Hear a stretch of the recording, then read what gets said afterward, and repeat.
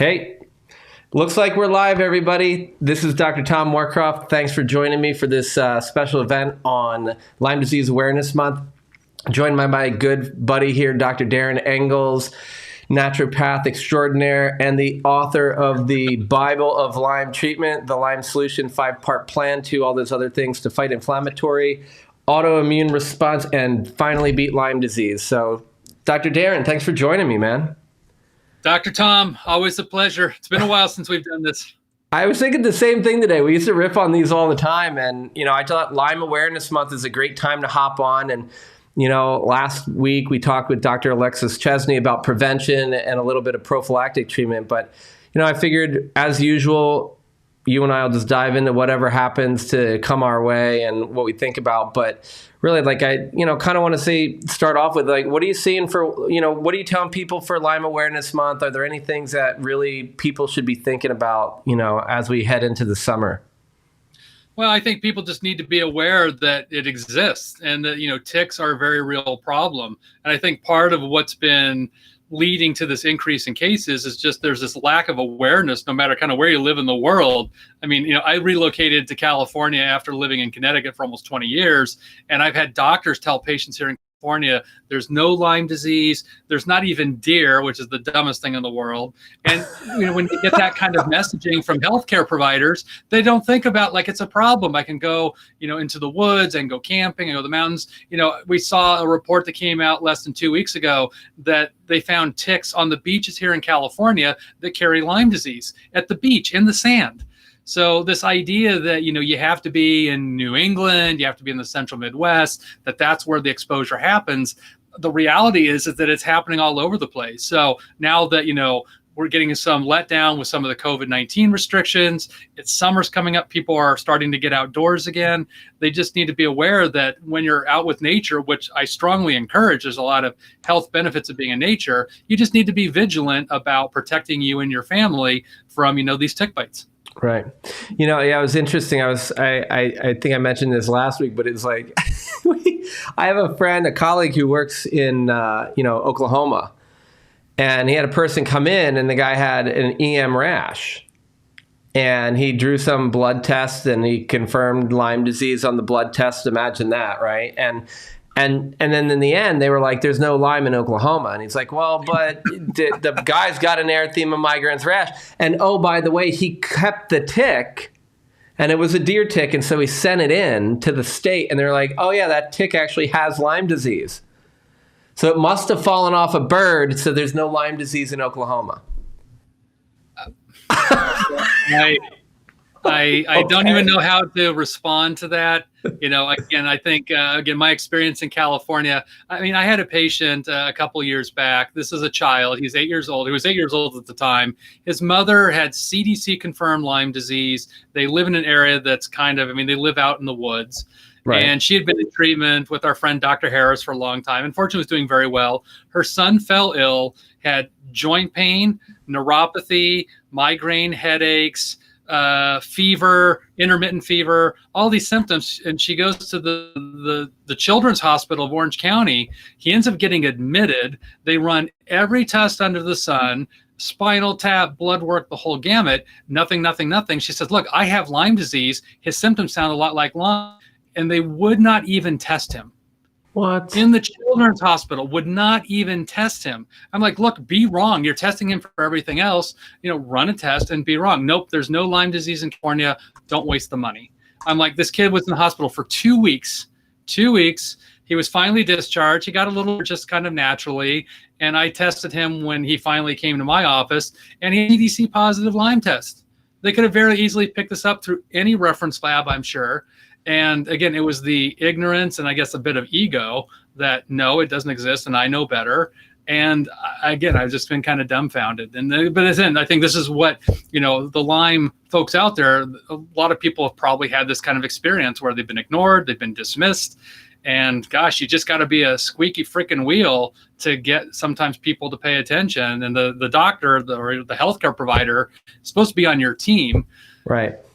I guess, you have to keep finding the person to work with, who believes you, that's willing to do that investigative work, figure out your problem, and then, you've got the right, information to start figuring out your treatment plan. Yeah, it drives me crazy too, because you hear this all the time, and everybody, right now, as you know, like you train people to help treat chronic Lyme. I'm training people to help treat chronic Lyme, but the biggest issue is, why are we having so much chronic Lyme? And there's some research that suggests how you might get early persistence of Lyme, but it's a small number of cases. There's cases like that where we're missing it. But it's right in front of our face. I mean, it literally looks like the textbook of Lyme, and we just are like, we can't test for that. And so it's like kind of part of my mission, I know yours too, is to get the right information out to the right people and really try to help folks understand like what to be looking for and what information to bring to their provider so that we can work together and kind of minimize this. I mean, it's crazy. I mean, it's bad enough, right? Well, yeah, and you and I both know that testing isn't great. We've got this pitfall of trying to prove somebody has Lyme disease. And what's crazy, again, if you go to the CDC's website, it tells you Lyme is a clinical diagnosis. It is based on your signs and symptoms. This test was never ever designed to be diagnostic. It was designed to monitor people had known Lyme disease. So these are the people that had the bullseye rash, had the 105 fever, had all the classic symptoms. And in 40 years of research, we've never changed that criteria.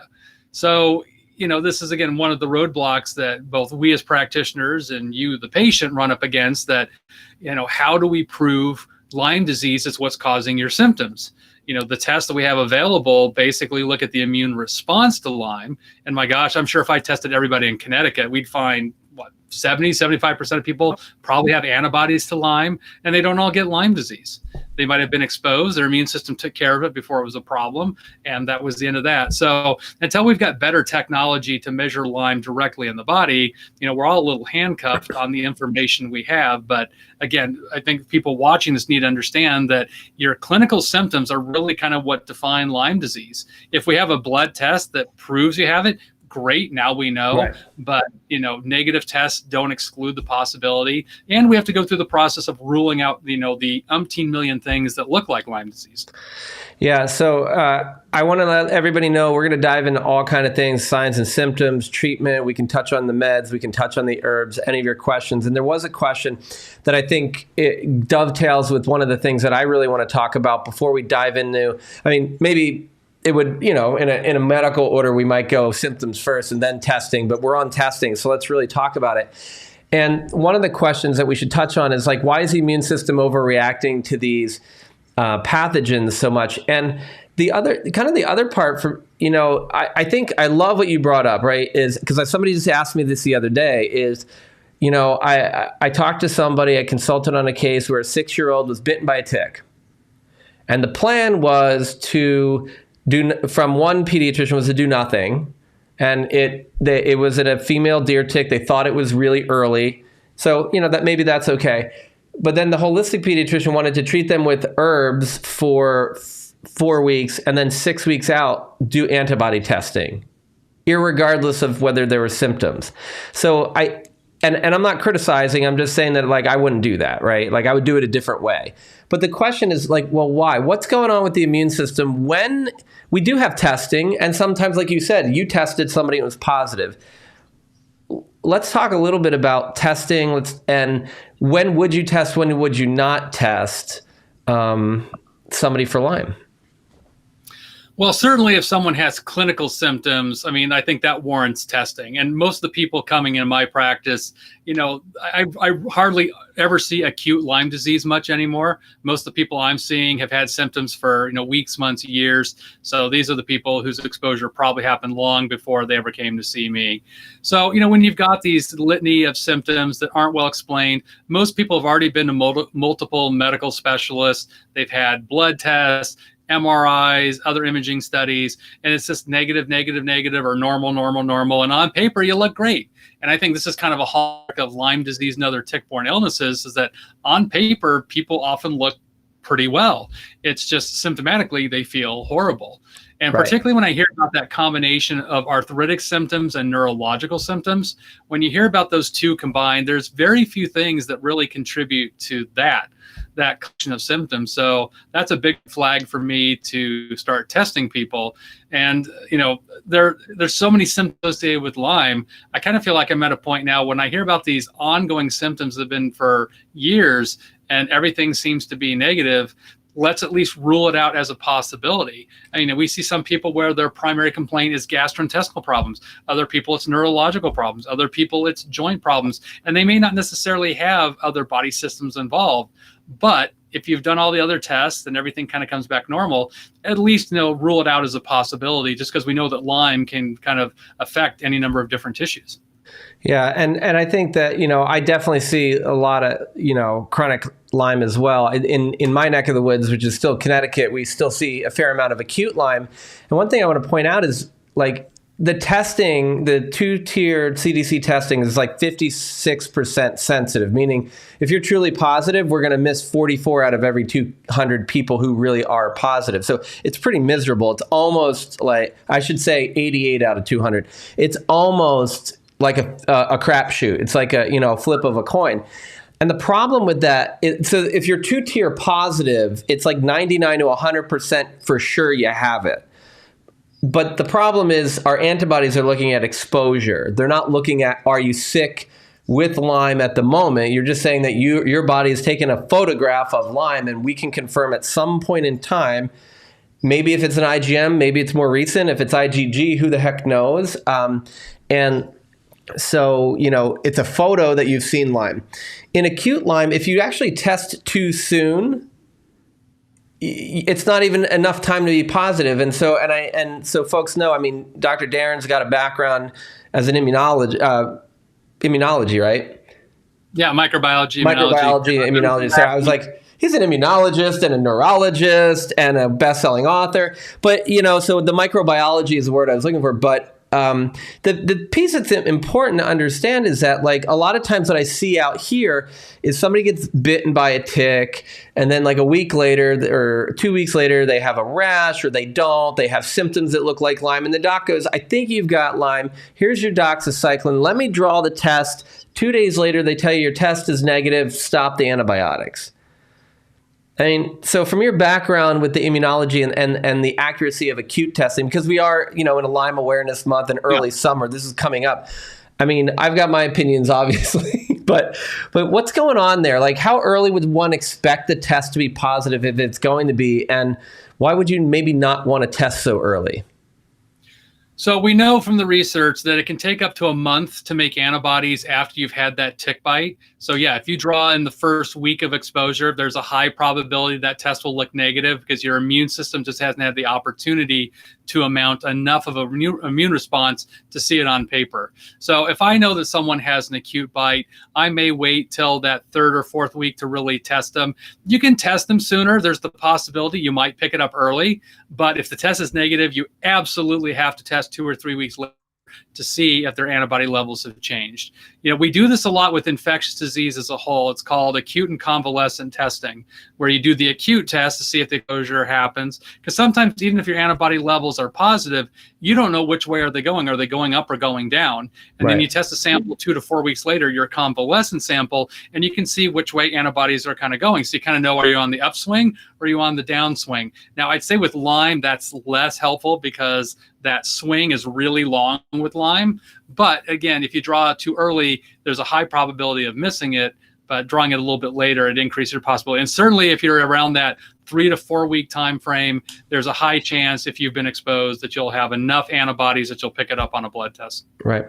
Cool. I think it's important because it's like we all bash and, we've got some questions like, are there particular lab companies that do a better job? And I think I would add into that, are there particular types of tests that might be more effective? Because we're talking about the Lyme antibody screen followed by the Western blot. And, so I think that there are good things to dive into. But, the testing, just to reiterate what you've said, Darin, is like it's a clinical diagnosis supported by our lab data. And the frustration for me is like when I was a resident, I went and I asked the hospital to share with me the data sheet that comes with with their testing kit that they were getting from Quest. And it basically was like, if you have a greater than 80% pretest probability of having Lyme, don't order the test because the risk of a false negative is very high. So in a highly endemic area like Connecticut, like Massachusetts, New Jersey, and Maine and New Hampshire and all that kind of place, if your doctor is really going, yeah, I think that's Lyme, they should probably not even test in an acute setting, as long as your symptoms don't look like co-infections, because that's a different conversation.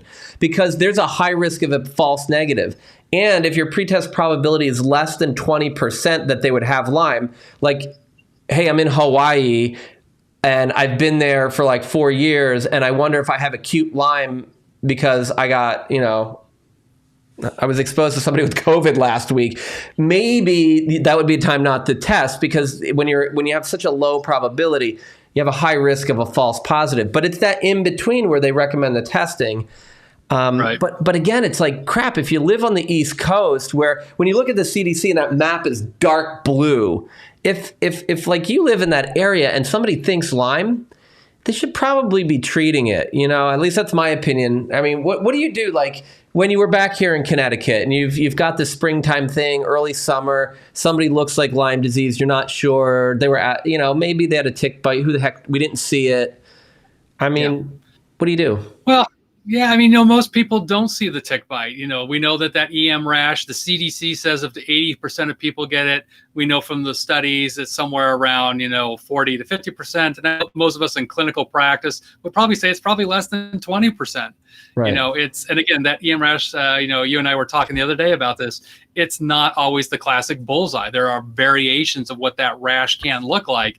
And it's very easy to think that rash is ringworm or it's some sort of dermatitis and it's not a Lyme rash. So there might be people who get the rash, and again, it gets overlooked or ignored. For me, when I got Lyme disease, I got bit behind my left butt cheek. Someone else actually found it by mistake. So if by myself, I never would have known because I see behind me. And most people, you get a double mirror and check themselves to see if they've got a rash. So, kind of things can happen that, again, it's just not a reliable marker on whether you do or do not have Lyme disease. So, even now, when I was in Connecticut, if you've got symptoms and, whether you saw the tick or not, I kind of in the camp of treat until proven otherwise, because we know the earlier you institute treatment, the better chance you have of getting a toehold on it before it becomes more invasive and starts to cause further damage to your nervous system, your joints, and so forth. And again, within a fairly short time frame, we can help, identify if, you've had that exposure. So if we start treatment, say, look, in 2 weeks, we're going to do a blood test, try and help confirm our diagnosis.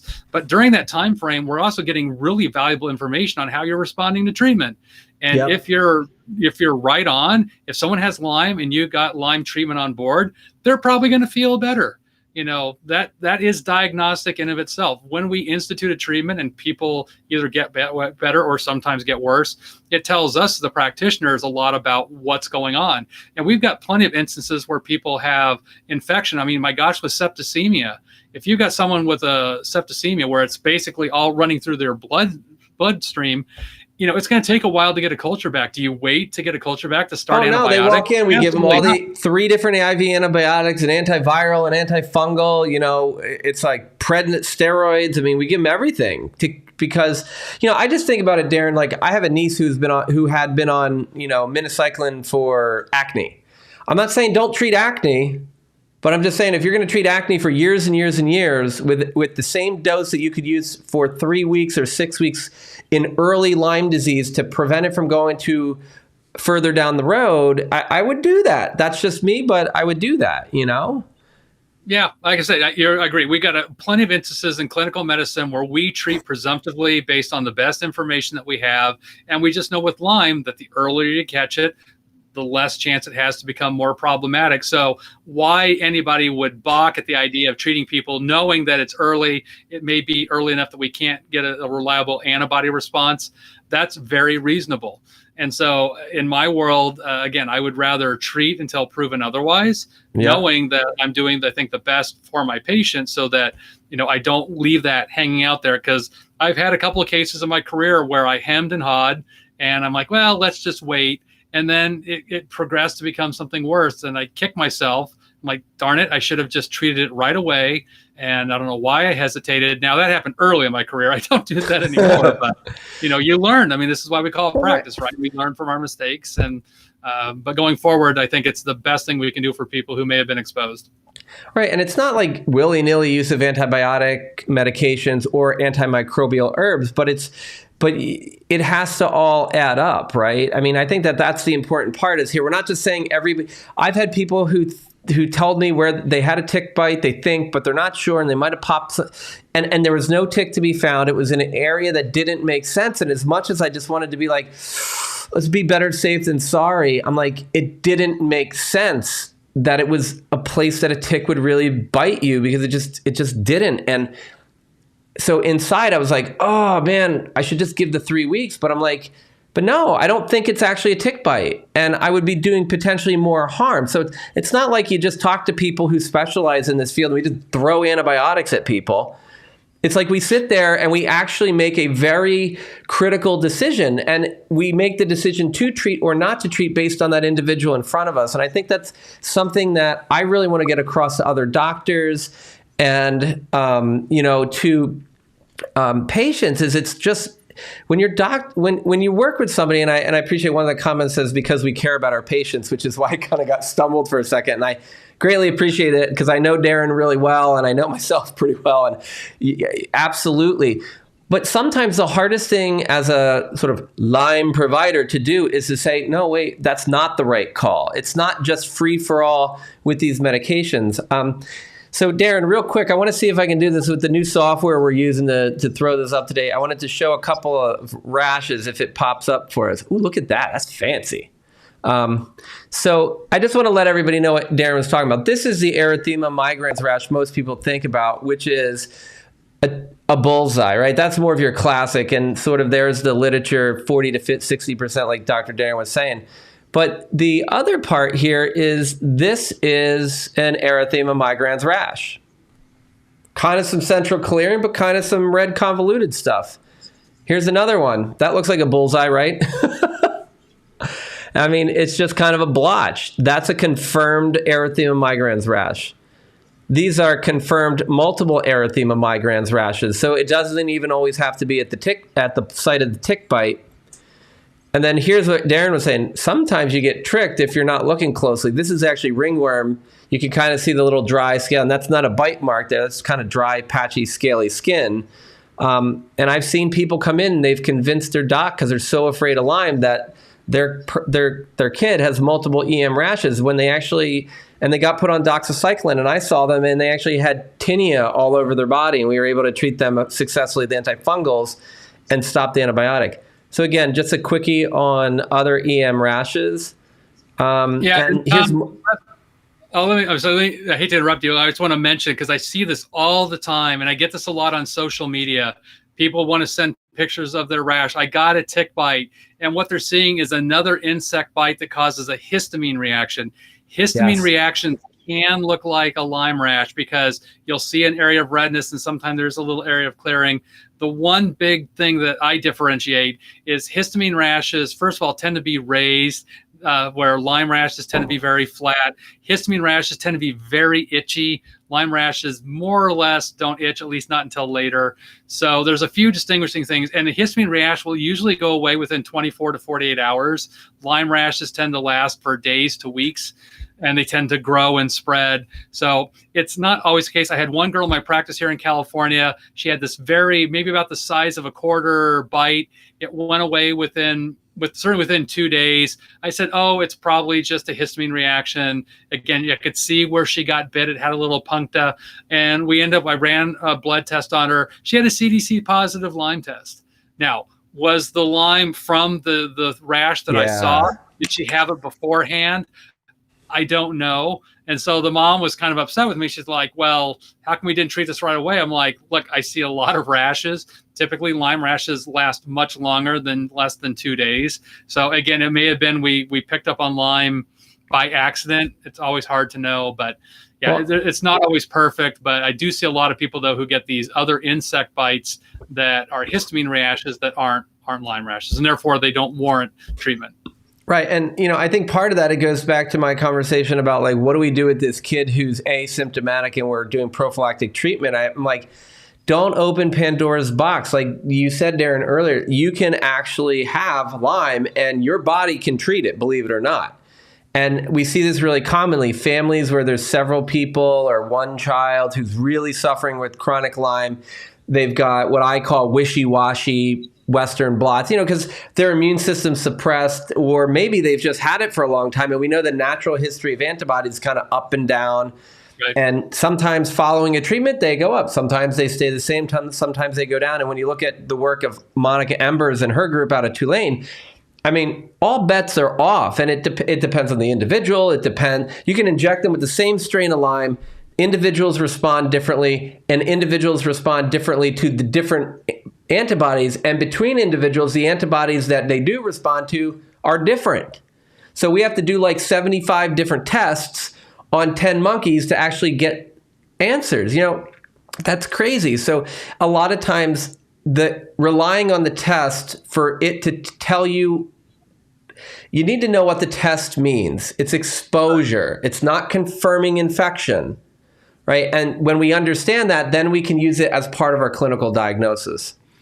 Right. I think you and I are both in the business of treating people. We don't treat pieces of paper. Again, the paper helps give us confirmation of our suspicion. But at the end of the day, and at least in my world, I'm sure in your world too, it's like you've got the clinical signs and symptoms. Maybe you do or do not have a positive test, but we've also ruled out other possibilities. So often we're testing for other things because, again, Lyme looks like, mycotoxin exposure. It looks like other infectious agents. So often we're going through that process of ruling that out because, again, that might take us down a different treatment path. But again, you do all that diligence and everything else kind of comes back looking normal. Again, if it walks like a duck and quacks like a duck, it's probably a duck, and that's what we treat. Which is why in my presentations of practitioners, I use a picture of a rubber ducky. So one of the things that's interesting too is when we look at, because I think it's we should talk about some of the key symptoms. But what you reminded me of now is like some of the big keys, and especially that come out of Rich Horowitz's his MSIDS model and his questionnaire for Lyme that's been validated, is migratory joint pain as well as migratory sort of numbness, tingling, nerve pain type of symptoms. And definitely the joint pain is a big one. And what's interesting is because you were mentioning some of the things Lyme looks like. When you look at migratory joint pain, I just think this is so important. There's evidence to support this stuff, right? The only other things really that are in our differential are like inflammatory bowel disease, gonococcal arthritis, and all the letters of hepatitis that we could get. Outside of that, we don't typically see migrating joint pain. And in ruling out these other infections is easier, And so that can help because sometimes not only does mycotoxins and other infections, but like MS, Lyme may even trigger an MS appearing picture. It may trigger MS through an autoimmune thing, or you could have Lyme and you just kind of pissed off the body and MS was coming and so there's all these possibilities. But if you see the pain moving around, we should look at that and we should be teaching this more. It's in the medical literature and it's validated. So I think people just need to know more about, the symptomatology. So aside from like migratory joint pain and maybe migratory, numbness and tingling, what else are you seeing that people really should look out for, especially kind of in the early stages? And then we can talk a little more late. I think a lot of the typical things we think about when you are acutely sick. So it's fever, chills, swollen lymph nodes, particularly in and around the neck, the groin, the armpit. You can get headaches, particularly migraines, I think is very common with Lyme disease. Fatigue is a big one. You mentioned the joint pain, the numbness, the tingling, various types of neuropathy. It can present with Bell's palsy. One side of the face starts to droop. That's sort of a classic sign of Lyme. again, there's over 100 different symptoms, so it can affect people in so many different ways. But I think those are what I kind of think of with the acute Lyme picture. In my mind, I guess I kind of differentiate acute Lyme versus chronic Lyme, because what I see is people kind of progress more into chronic Lyme. There tends to be a lot more neurological involvement, because that's when I hear more about memory loss, poor concentration, balance problems, coordination issues. And as you mentioned, this is where it almost starts to look more like MS. And speaking as a person who had Lyme disease and then over a decade later developed MS, I can tell you that they very much look alike, and it's very easy to confuse. And again, we've got evidence in the literature that we know that Borrelia, in its immune process to try and fight it, does cross-react with our own, neurological tissue. It does affect the brain. It does affect the peripheral nerves. So a lot of these symptoms, the neurological symptoms, can be directly related to this autoimmune event that Lyme can trigger. So that's why clinically they overlap a lot. But, when I start seeing more of those neurological symptoms, all the things that you can get in acute Lyme can carry over into chronic Lyme as well. You can still have the chronic joint pain and other things. But I do see more of a shift into deeper, more progressively worsening neurological symptoms. And then it becomes like, insomnia, all the neuropsychiatric things, mood problems, depression, schizophrenia. How many people do we see in our practices that have been given a psychiatric diagnosis that actually have undiagnosed Lyme disease? You treat their Lyme and all of a sudden their depression goes away, their mood stabilizes, they're not bipolar anymore. Again, this can be a manifestation of Lyme and these tick-borne illnesses. Right. And, and even in my own history, I had acute Lyme. My boss found me staring at a wall, drooling on myself, literally and the whole puddle and everything. She's like, what is going on? I left you over an hour ago and your cursor's in the same place in the computer. And so I had really significant kind of acute brain fog, fatigue. This is back in the day of the rotary phone and stuff, if anybody remembers that, with the long cord and everything. But it was crazy because I was in front of it. I called a friend of mine and I said, look, I got to go see my parents. I got to go see their doctor. There's something really wrong with me. I don't know what's up. And they're like, I want to check in on, this is before cell phones and such, but they were like, they were like, hey, I want to check on you. What's your phone number so I can call you back? Because it was like, we didn't really have a lot of call waiting even back then. And it was like, it sounds so weird saying this out loud. I'm like, no call waiting, no cell phone. But anyway, so I'm trying to give them my phone number and I can't remember it. And so if anybody remembers the rotary phone, the person's like, hey, dumbass, are you not standing in front of the phone? And I'm like, yeah, I'm in front of the phone. And they're like, well, what's your phone number? I'm like, I don't know. And the phone has it written right in front of me on the dial. And I literally didn't know that. And that was acute. And so I go and I get tested, I get treated. The guy's like, and then on my way to the doctor, I woke up the next day with this rash that covered like a fifth of my body. And then the guy was just like, hey, it's classic Lyme disease, 10 days of doxy, good to go, brother. And I laid on the floor for 4 days with drenching sweats and horrible body pain alternating with freezing cold. And my parents, when I'm in my early 20s, had to carry me to the bathroom. But what's crazy about this is no one talked about the co-infection possibility. And 8 years later, I get diagnosed with persistent Lyme and babesiosis that no one had even told anybody about before. And for anybody who knows anything about babesia, you can die from babesiosis. It's not super common, but you can, especially when no one tells you about it. And it was just frustrating because it's like, so here it is 8 years later. I've had all these diagnoses you've been talking about, not MS, but most of the other ones.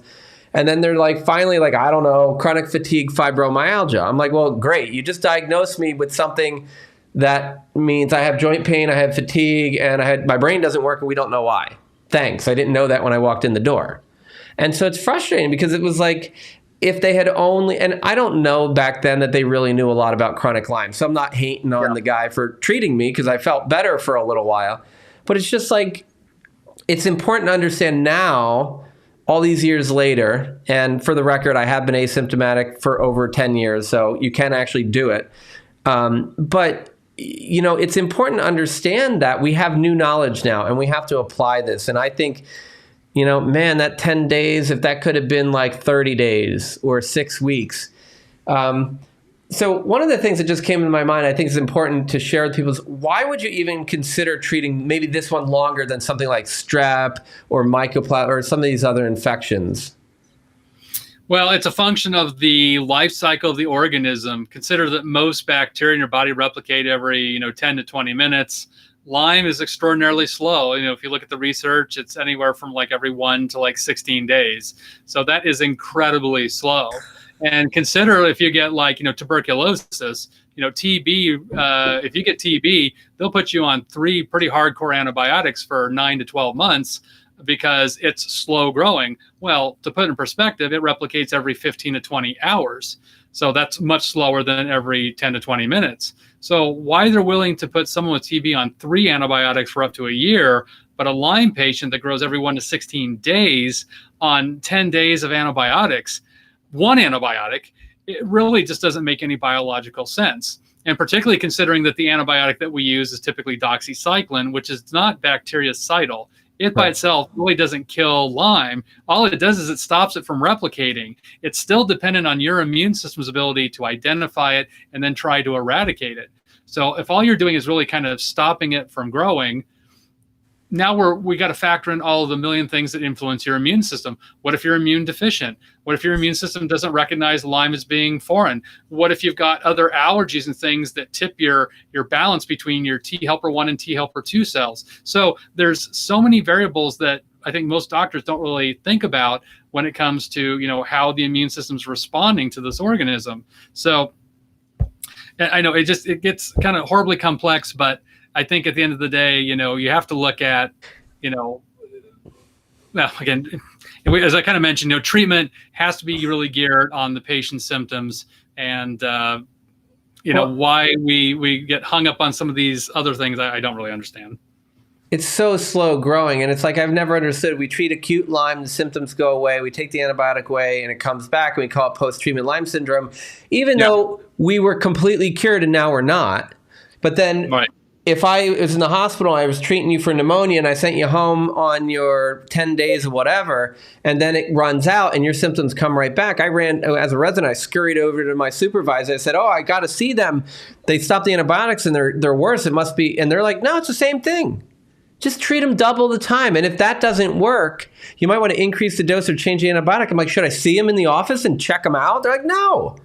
You don't need to. You know what they have. They have pneumonia because it was getting better, and then you stopped and it came back.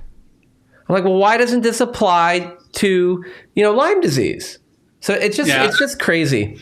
So one of the questions has to do with like, what are some, we talked about some of the things that Lyme can kick in, right? Like it can look like MS, these other things. What about things like in the genitourinary tract? Do you see any symptoms? Like, does it cause things like endometriosis or bladder infections, or does it flare things up if someone has something pre-existing? I tell everybody a lot of times it's a soft tissue thing, but what are you seeing in the genitourinary tract? Well, it's a good question. I think my observation is that most people probably already have an underlying disposition, whether it's interstitial cystitis, endometriosis. Endometriosis very specifically is an autoimmune problem. So if you already have an underlying autoimmune issue and you get Lyme disease, it's just like throwing gas on the fire. And I swear that Lyme seems to find the weak areas of the body. If it's an old shoulder injury from football, if it's an old, surgical site, wherever there might have been trauma to the body before, it seems to like those areas, and we'll hear exacerbations in these areas from, previous trauma and so forth. So I don't know that Lyme itself is the sole cause. I guess it's hard to know, but I think my observation has really been more that it seems to make those conditions a lot worse when they get exposed. And sometimes, it falls on the heels, particularly in the genitourinary tract, the bladder, the urethra, the ureters, particularly for people who've been on long-term antibiotics. Is it disposing now to slow-growing fungus? Is it maybe disposing another way? So there may be symptoms that come up that can be a function of treatment as well as what Lyme and these co-infections can do to your body too. Yeah. And I think of it also, I see a lot of like urinary frequency associated with Lyme. And certainly if you're talking about younger kids and with PANS and PANDAS, certainly we can see all kinds of urinary frequency issues. And I would agree. I think it's kind of, I think in some people, there's got to be somebody who loves soft tissue. We can biopsy Lyme out of the gut wall and out of the gallbladder. I'm sure there's somebody where we found it in the actual bladder wall and such. The question of how it got there and was it the primary pathogen is maybe different. Not going to cause what we would consider a true UTI, but I think my experience has been the same. It's more like you've got this predisposition. And this is a problem, everybody. I mean, because the problem is we're looking at it and we're going, hey, I want to have Occam's razor. I want to have a single unifying diagnosis for my symptoms. And I want to say everything's caused by this one thing. The problem is you've got Lyme symptoms. And then, if you're co-infected, you have Lyme and Babesia symptoms. Well, those guys, when they overlap, it gets a little blurry. But then if you have a weak immune system, your bladder has sort of been maybe your weak spot. Now you have Lyme plus Babesia, plus you have a weak immune system and weak bladder. I mean, it's such a mess to try to pull it apart. And I was thinking about this the other day. I sort of equate Lyme disease, tick-borne illness. It's a Jackson Pollock painting. It's literally a bunch of stuff that's thrown on a canvas, one layer over the other, and it just looks like a mess. And I think that happens a lot. I think, there's a disposition, then it's Lyme, then it's mold, and it's co-infection, and then it's allergy, and then it's chemical sensitivity. And each layer keeps stacking up. And, we as practitioners are trying to help discern what symptoms tied into each layer. In reality, I don't think any of us can be crystal clear on how much each piece is contributing. It's kind of like, we start treatment. If you get 50% better, we know that was 50% of the problem. So until we start down that path. And I wanted to add too with the urinary stuff, when you've got central nervous system involvement with Lyme, because all the nerves coming out of the brain that go to your bowel and your bladder and the autonomic nervous system, all these people with POTS and the tired, wired folks, a lot of that really is the central nervous system involvement of Lyme. It's not the individual tissue per se, but it's how the brain's inflamed, the nerves are inflamed. And since all that comes from the brain, anything downstream from it can be affected. Well, and it's like, and I love earlier on, you're talking about some of the symptoms of acute Lyme, like Bell's palsy. I mean, it's any cranial neuropathy. I mean, we can find all sorts of cranial nerve dysfunction. And one of the more common ones, especially in the chronic state, is vagus nerve dysfunction and brainstem dysfunction from Lyme. And the issue here is a lot of people are like, I have heart palpitations and this thing and that thing, and they're worried about their heart. And yes, you should have it checked out because Lyme can directly infect your heart, but more times than not, and especially in chronic cases, it's the central nervous system and the vagus nerve regulation over heart rate and being able to calm it down that really gets affected. And unfortunately, when you combine like Lyme with Babesia, which loves to cause dysautonomia and POTS, it's like the dysregulation of your immune system can be really significant. So Darin, where do we go? Somebody comes in with acute Lyme. Certainly there's medications we can use. I think we talked a little bit about a couple, and certainly how we may want to use more than one in that. We're not here to teach people what drugs to use because hopefully you're talking to your provider and not buying these on the black web or the dark web or whatever it's called. So when we look at things like you have in your book and we look at things that you and I talk about all the time, what are some of the things that people should be aware of in terms of treatment? Are there any herbs out there that we might want to look at that might be safe for someone to use, maybe under the guidance of what's in your book? Or is there something somebody can do if they get bitten, they start to have symptoms on their way to the doctor, or to even just share, what kind of herbs are showing up as good ones these days? Well, fortunately, we have a lot of herbs that have been shown to be effective against Lyme and a lot of the different co-infections, including Bartonella and Babesia. The nice thing about herbs, too, especially the ones that we typically use for these infections, they're generally regarded as safe, which means that pretty much anybody can take them. Side effects are minimal to none, even if you're taking other medications and so forth. Again, I always recommend to do it under the guidance of a practitioner who understands it. But, we've got things like, if you look at the research coming out of Hopkins and Dr. Zhang's clinic, they found that, Cryptolepis works really well against Lyme and, some of the other co-infections. We know that Japanese knotweed works really well. Cat's claw works really well. I've used other herbs like Hatunia, Tunia cordata works really well. We've got, there's so many that Artemisia annua works really, really well. Coptis, which is an herb that's used a lot in Chinese medicine, treats all sorts of different infections. So, we're fortunate that, we can mix and match herbs in a way to really kind of, find what works for each person. And if people are interested, I certainly outline specific protocols in my book that kind of walks you through, these are the specific herbs, these are the specific dose. So for people who want that information, it's all laid out there. Again, I do recommend, consult with your doctor on it first, but again, this is something that, most people can take without having to worry about having any kind of serious adverse event. Yeah, and what I really love too is there's been a lot of work coming out of Johns Hopkins, along with some of the naturopaths and MDs out in California, and even Monica Embers is working with them, where they're looking at these herbs that you were talking about, specifically things like cryptolepis, Japanese knotweed, which unfortunately I have growing in my front yard. It's kind of hilarious how horribly invasive it is, but how amazingly good it is. And Chinese skullcap, Scutellaria, it's these are some really good things. But what's great is you guys can go look these up. Just look up, botanical medicine, Borrelia, Bartonella, and Babesia duncani, and you'll get these really good hits and be able to read the articles. But they're researching these, right? They're actually the thing. I'm so excited now where we didn't have so much research and momentum before. Now we have big universities really looking at this because they're seeing when I put Bartonella in a test tube and I start dumping all these multiple antibiotics on it, it doesn't work. Right. And I can combine very few certain combinations of medications and they'll work against these stationary, really kind of semi-hibernation forms and these persisters.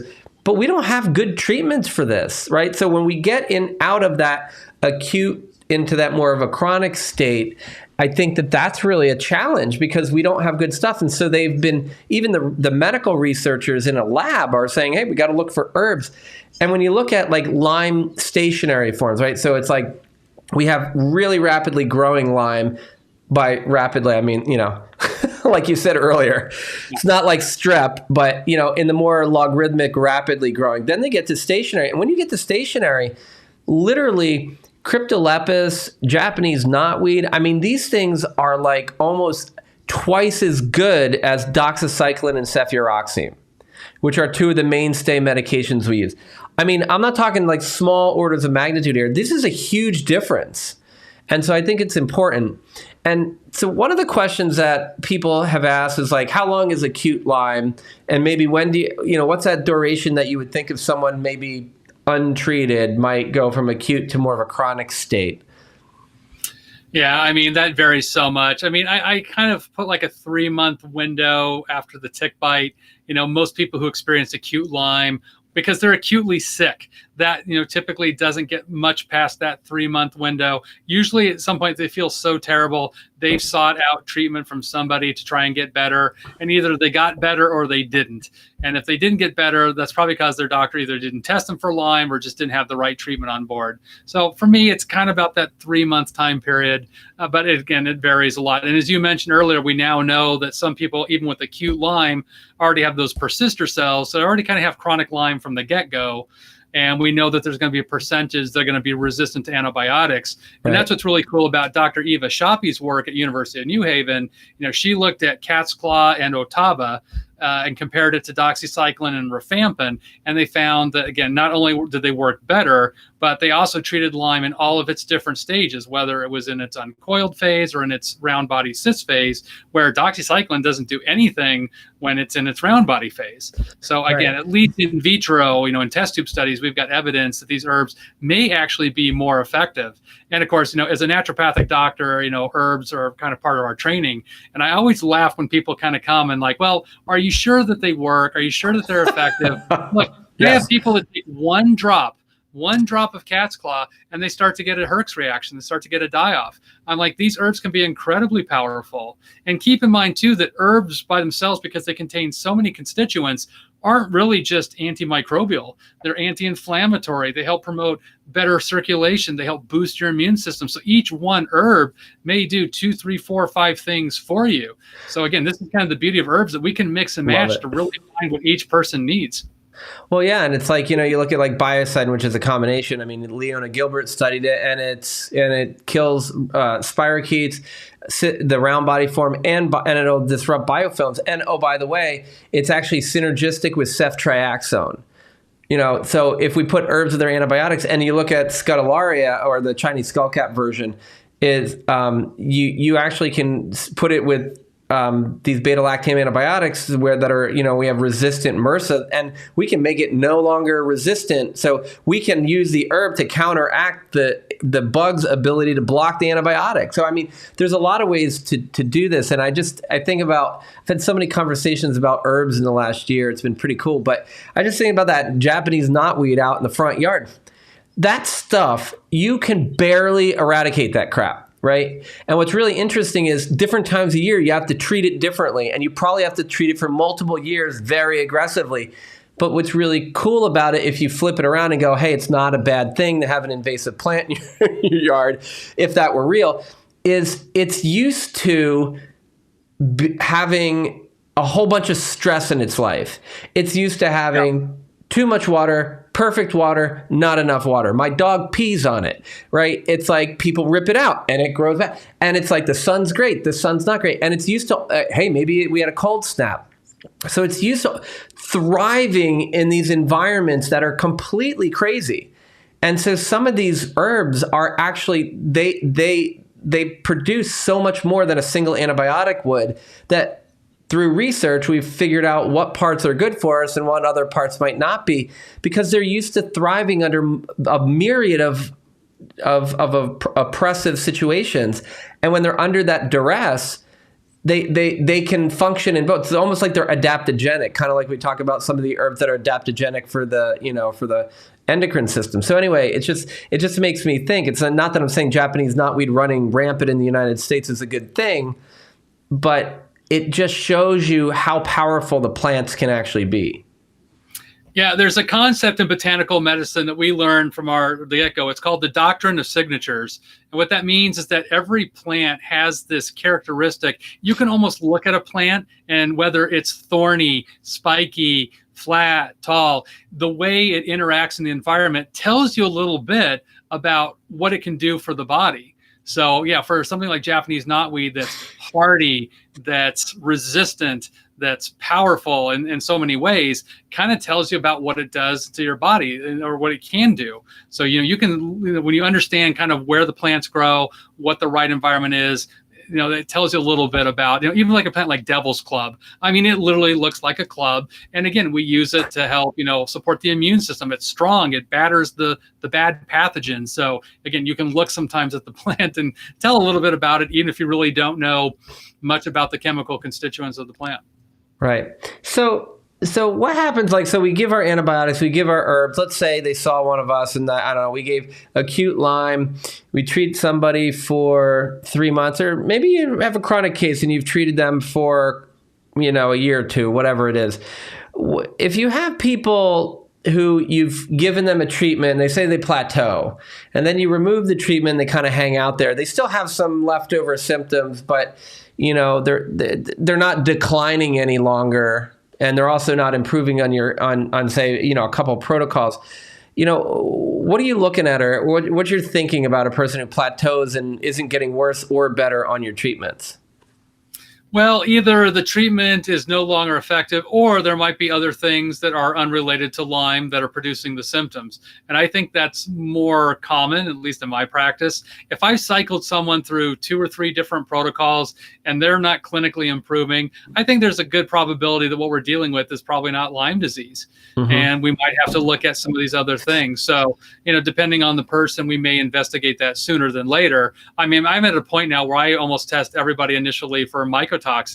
It's so common in my population. It takes us down a completely different treatment path, but it's good to know from the get-go about someone's got mold exposure, because if they've got Lyme disease and they're living in a moldy environment, that's constantly undermining their immune system. It's going to be hard to get well while you're in that toxic environment. So there's something we can do that's actionable.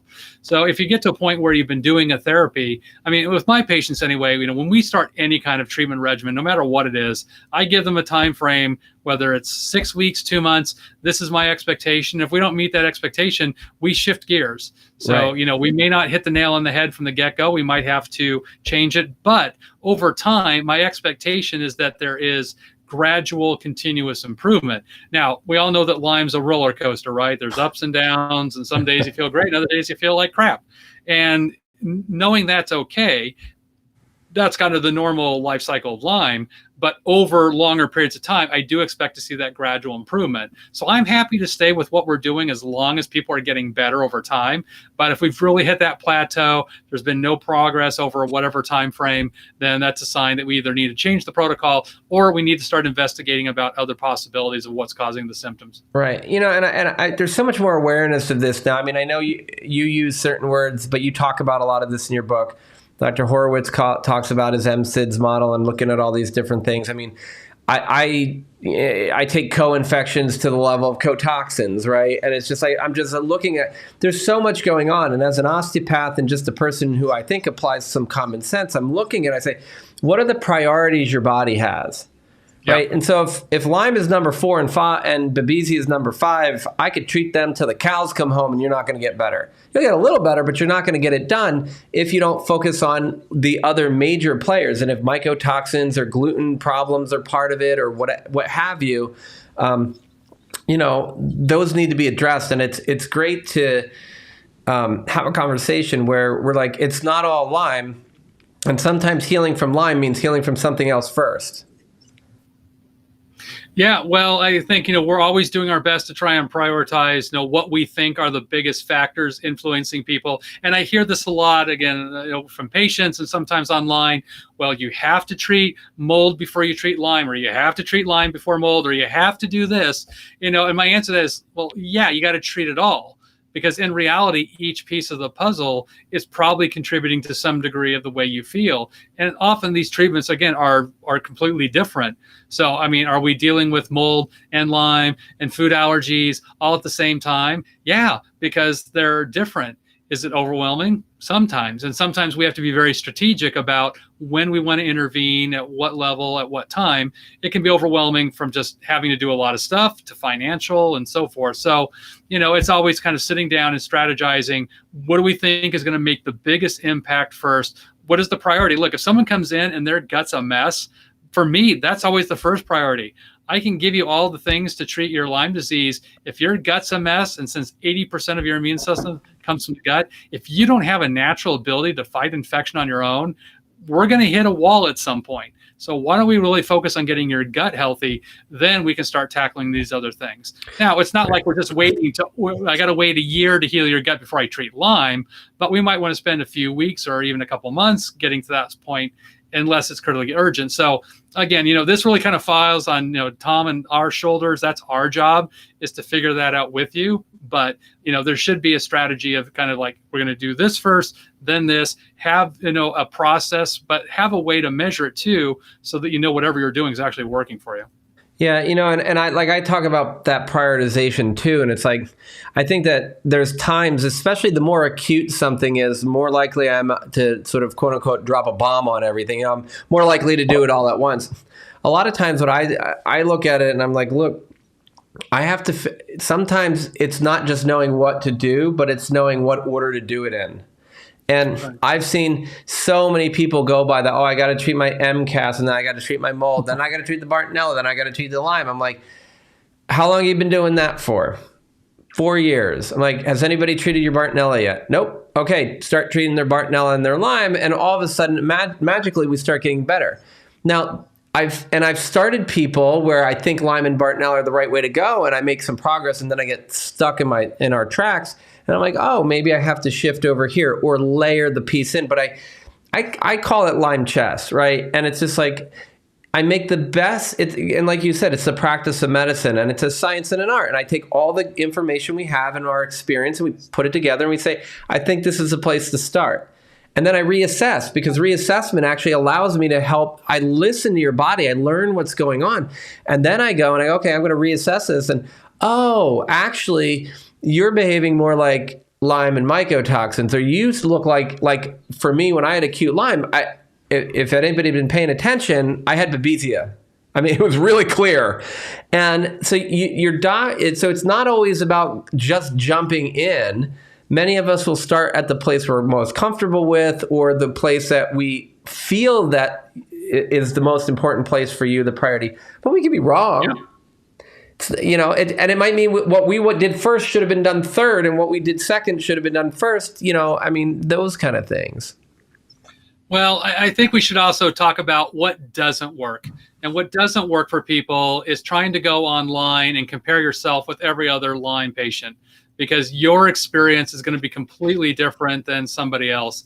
And I think what hurts people is they get so much conflicting information data, mostly from people who are not healthcare providers, and certainly those in the Lyme space, just other Lyme patients. And it's hard. I know it's frustrating when you haven't been feeling well. You want to connect with a community of like-minded individuals, but you and I both run Facebook pages. We see what it's like, and there's a constant wanting to compare that. Well, so-and-so did this treatment. They said it didn't work. So-and-so did this, said it worked fabulously. And then you try it and your experience is very different.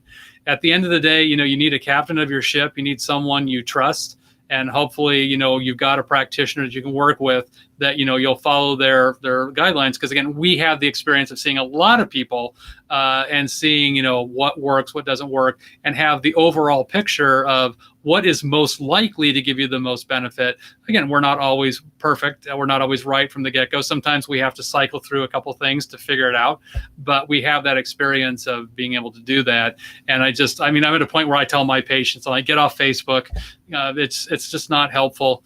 It ends up confusing you. And if Facebook was the solution and you were following all that advice, then you would be better by now. And that clearly hasn't worked for you either. Well, so. and I mean, the real deal is so many of these people are still sick for so long, and they're telling you what you should be doing. And part of it is what I've seen is people are shopping for the answers because they're suffering. And I think all of us who are in this space, our primary goal is to alleviate your suffering, right? We're here to serve, and we want you to feel better. But the thing is, there's a lot of different approaches. And if you see Darin and you see myself, we're going to do it a little different. If you look at the thread that underpins the way we approach things, it's probably really similar.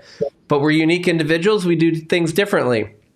If you look at my mentors and you look at me, it's like, I know what they're doing. I do it my way. I do it the way that makes most sense for the people that I generally see, and also what resonates most with me based on my life experience, my professional experience, and all of my own research.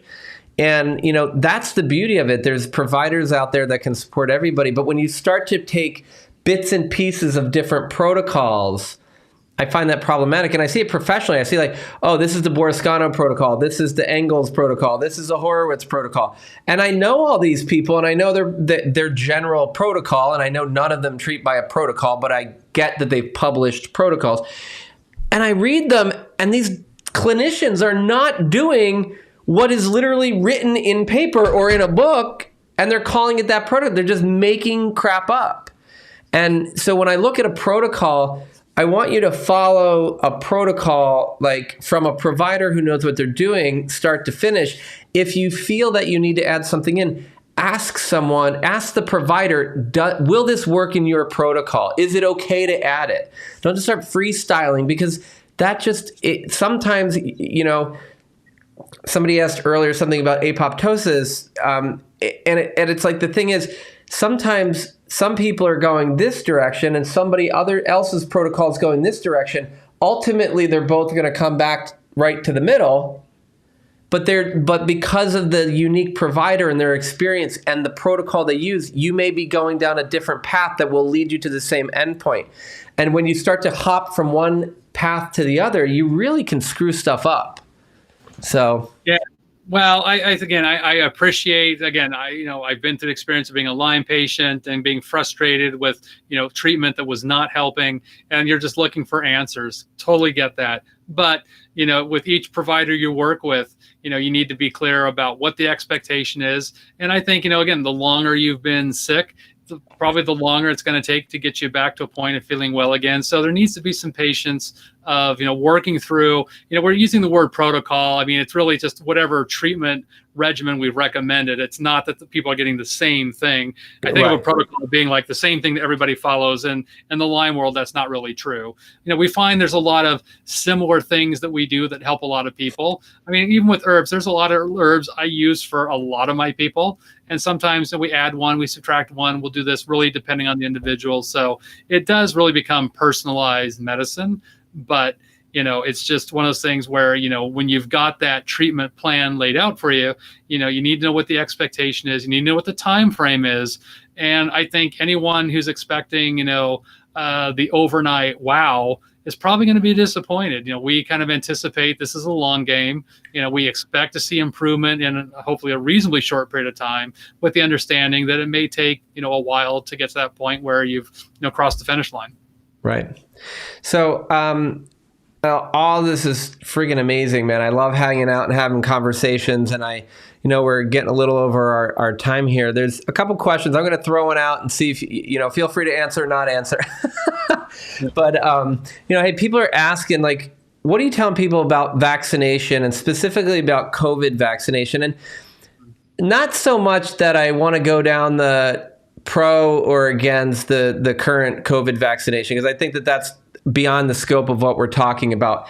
But the concept of vaccination and the potential to maybe activate or reactivate an infection, or if, because people with chronic Lyme, I mean, I get this question all the time. Will a vaccine hurt or harm me? More likely than not. And for a little piece of background, there are some Lyme gurus who are like, do not touch the vaccine. And there's other, like, meaning COVID, there are others who say, don't touch any vaccine. And then there are others out there saying, touch every vaccine, you must get it. So, and I'm assuming both of us are going to say something with the word individual in the sentence, but what do you tell people in terms of the impact of a vaccination on immune function in a chronic Lyme patient? Well, I worry with the chronic Lyme people, because I know that, both clinically and from the research, there is a disposition towards autoimmunity. And in that, I mean, I think people need to understand how vaccines work and understand that every vaccine is different. There are live virus vaccines. There are attenuated virus vaccines. Now with COVID-19, there are mRNA, which aren't even vaccines. It's actually gene therapy. So they're all done differently, and the way they interact with your body is different, and therefore how they impact your immune system is different. So we're always trying to weigh what happens if you get the illness versus what happens if you get the vaccine. And there are risks and benefits of potentially both. I think there are some illnesses that we vaccinate against that are relatively mild, that, like hepatitis A. Hepatitis A is food poisoning. It's not life-threatening. Chicken pox, by and large, is not life-threatening. It's a nuisance. So whether that's warranted in someone with chronic Lyme, probably not, just because the risk of the disease is very low, and it's an irritant more than something that might be life-threatening. With something like COVID-19, it's a little different. I mean, there's some people who've been severely impacted and other people that have had no impact at all. I think my concern with COVID-19 vaccines in particular is just that they're new, and we don't really know what the long-term impact might be on with any autoimmune issue or any other type of chronic illness. The studies that were done, particularly with Pfizer and Moderna, were done on young, healthy people. They didn't really test people with any kind of chronic health issue. So, and the fact that we do have... I'm sorry to interject, Darin. One of the things I want people to know, and is what you're seeing with the current situation with COVID is what we do all the time with other things. We don't usually have to do it this fast either, but literally with social media and everything, and how fast we need to move with this, or people feel we need to move with it, these are the decisions we're making. But usually we do these studies and we don't jump right to conclusions. It's like, hey, we get the healthy people. Okay, now we start to look at it in the at-risk population. And this is years and years and years before things come to market, because people take their time to do it, hopefully. And sometimes you don't have time to do it. And, the medical establishment made the decision that we needed to move a little quicker. But just the point is, like, a lot of what we do in medicine, we try to actually answer more of these questions before we bring something to market. And so what we're doing is real time. You're seeing what is kind of like research in the making because of the need that was out there. So sorry to interrupt, but I just think it's important because it's like there's so much fear going around with COVID. There's so much fear with Lyme. And it's like a lot of it is because we don't know answers, right? Chronic Lyme, we don't know answers. COVID, we don't know as many answers as we would like. And it's all happening in real time because we have to address the suffering of the people in front of us and answer the question that I just cut Darin off from answering. Well, my Lyme data has been collecting information on people with Lyme disease who've received vaccines just to collect what happened, how did you feel, did you have any negative impact? I mean, again, that information's still so new because really we're just at the point where we've just about kind of unrolled vaccines for just about everybody in the United States anyway. So there's still a lot of people, if they want to get vaccinated, haven't gotten it yet, or maybe they got their first dose, not their second dose.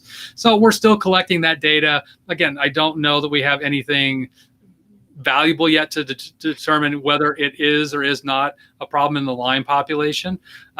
In my population of people, I've had some people who've gotten vaccinated, other people who haven't. I've had some people who've gotten vaccinated that had pretty serious reactions to the vaccine. I've had a few people that got it and seemed to be completely fine. So again, like you said, it's an individual thing. For me, I look at kind of the global data. What's your risk of getting COVID-19? What is your risk of certainly ending up in a hospital or dying from COVID-19? And we've got a lot of data coming out about what those risk factors are. Of course, if you're over 65, if you're overweight, if you're a smoker, if you're diabetic, and so forth. Obviously, if you fall under that umbrella, your risk is pretty high. If you get COVID-19, it could be very serious.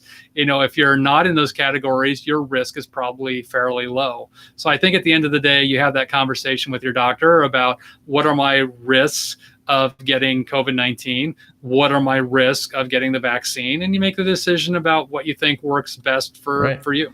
Well, and what's interesting too is because I have a congenital immunodeficiency. I do great. I don't take any therapy for it. It's just it was really bad in some of the other members of my family.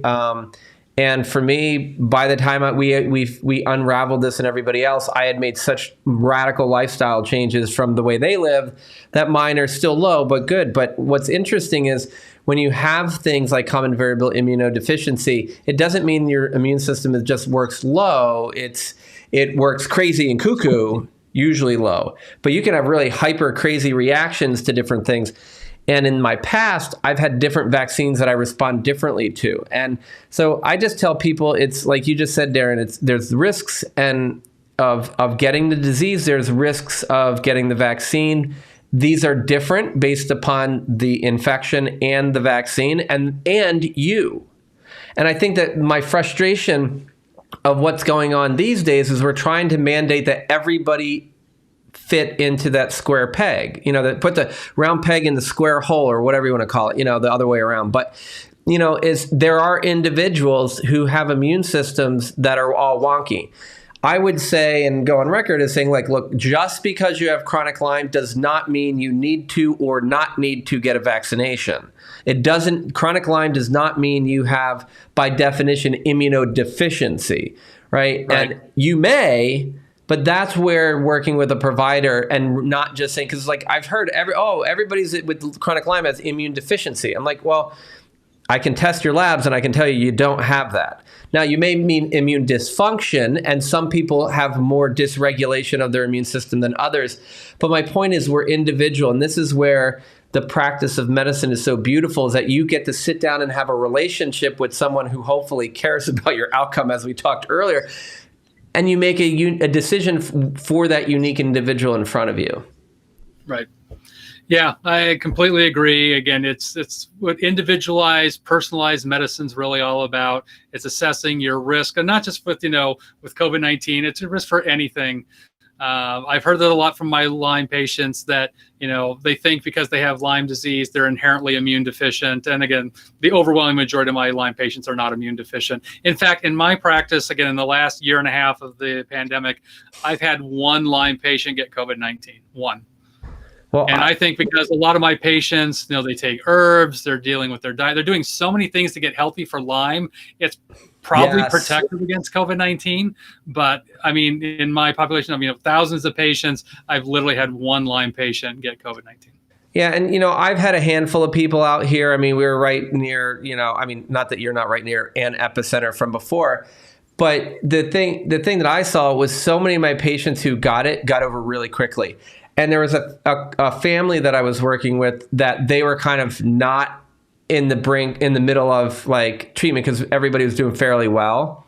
They traveled and they got it, and they did the worst out of anybody because they were basically just kind of on vacation and they were off all their treatments. I said, do these couple of like, keep your D up and do this. And that kind of fell to the wayside because we were feeling so good.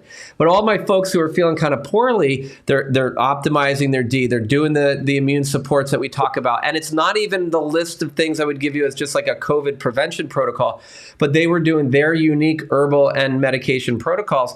And I had so many people get it. And it's like, oh, it was like nothing.